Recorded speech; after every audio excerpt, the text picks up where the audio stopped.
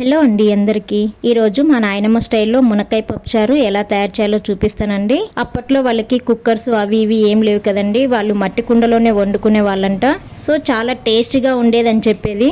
ఇప్పుడు నేను కుక్కర్లో తయారు చేసి చూపిస్తాను, కానీ పోపు మాత్రం కుండలో వేస్తున్నాను. మొత్తం కుండలోనే తయారు చేసే వరకు చాలా టైం పడుతుంది కాబట్టి మనమున్న బిజీ లైఫ్కి కుక్కర్ కూడా మనకు అవసరం కాబట్టి నేను ఇలా వాడుతుంటానండి. ముందుగా అయితే కందిపప్పును మనకు కావాల్సినంత తీసుకొని కడిగి ఒక అరగంట సేపు నీళ్లు పోసి నానబెట్టుకోవాలి. ఇప్పుడు ఇందులోకి మీరు తినే కారాన్ని బట్టి పచ్చిమిరపకాయలు వేసుకోండి, అలాగే టమాటో ముక్కలు, ఆనియన్ ముక్కలు వేసి కొంచెం పసుపు, కొంచెం నూనె వేసి 3 విజిల్స్ వచ్చే వరకు ఉడికించుకుందాము. చూడండి, పప్పు ఆల్మోస్ట్ ఉడికిపోయింది కదా. ఇప్పుడు ఇందులో కట్ చేసుకొని కడిగి పెట్టుకున్న మునక్కాయలు ఇందులో వేసుకోవాలి. అలాగే నానబెట్టుకున్న చింతపండు కూడా వేసుకొని ఒక విజిల్ వచ్చే వరకు మళ్ళీ స్టవ్ మీద పెట్టుకొని ఉడికించుకోవాలి. ఇప్పుడు కుక్కర్ మూత తీసి చూద్దాము. చూడండి, మునక్కాయలు మనకు కరెక్ట్ గా ఉడికిపోయినాయి.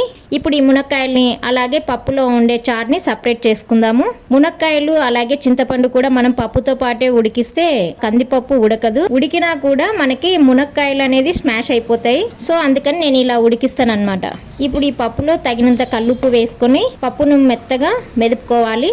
నెక్స్ట్ స్టవ్ మీద ఒక కుండ పెట్టుకొని వేడయ్యాక తగినంత ఆయిల్ వేసి ఆవాలు, జీలకర్ర, ధనియాలు, ఎండుమిరపకాయలు, కరివేపాకు, వెల్లుల్లి రెబ్బలు, ఆనియన్స్ వేసి గోల్డెన్ కలర్ వచ్చే వరకు ఫ్రై చేసుకోవాలి.